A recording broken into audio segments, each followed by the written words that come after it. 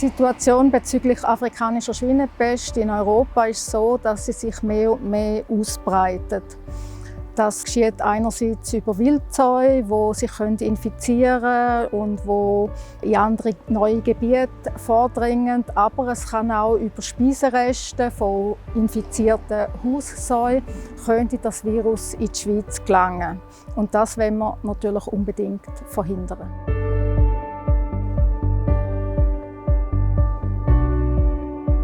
Le virus de la peste porcine africaine est un virus complexe avec un génome très grand et la maladie a été décrite la première fois il y a 100 ans, en 1921 au Kenya. Ce qui fait que c'est un virus complexe, c'est qu'il attaque directement le système immunitaire et qu'il a un génome tellement grand qu'il faut encore beaucoup de travaux pour l'étudier.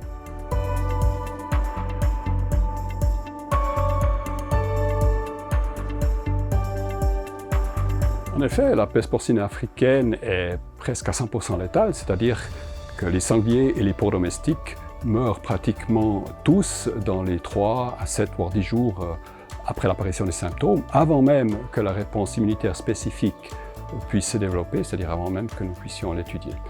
Pour pallier à cela, nous étudions les rares souches qui ont naturellement perdu leur virulence, ce qui nous permet d'étudier le cycle complet de la maladie jusqu'à la guérison.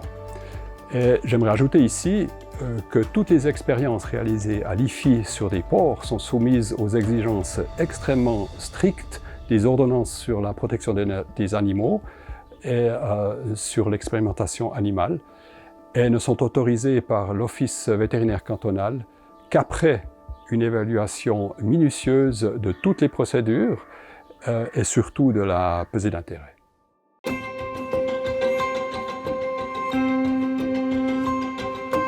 Du point de vue des symptômes cliniques, il n'est pas possible de distinguer la peste porcine africaine de la peste porcine classique, mis à part, et ça c'est un point très important, mis à part sur la base de la rapidité de la propagation de la maladie.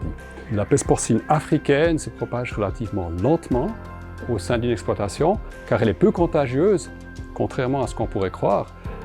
Elle se transmet par ingestion de sang ou de sécrétion contenant du virus, ou bien sûr par ingestion de produits carnés contaminés, mais pas par aérosol comme d'autres virus. Les animaux peuvent mourir avant même l'apparition d'hémorragie externe ou de coloration des oreilles, même si la peste porcine africaine est clairement une maladie hémorragique.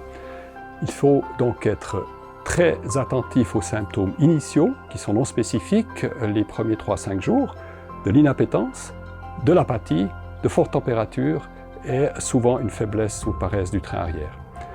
Il ne faut donc pas attendre des hémorragies cutanées ou des oreilles bleues pour réagir. Mieux vaut exclure la peste porcine africaine une fois de trop que de réagir trop tard.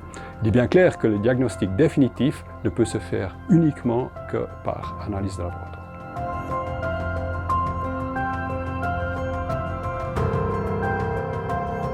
Dès l'apparition des premiers symptômes non spécifiques et de la fièvre, la charge virale est déjà pratiquement à son maximum. C'est très important.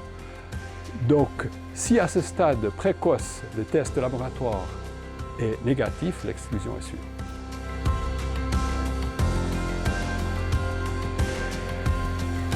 Pour le moment, il n'y a aucun vaccin qui est disponible dans aucun pays.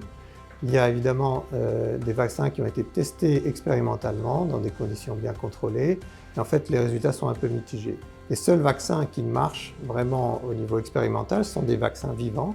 Et ce sont un type de vaccins qui sont plus difficiles à mettre sur le marché.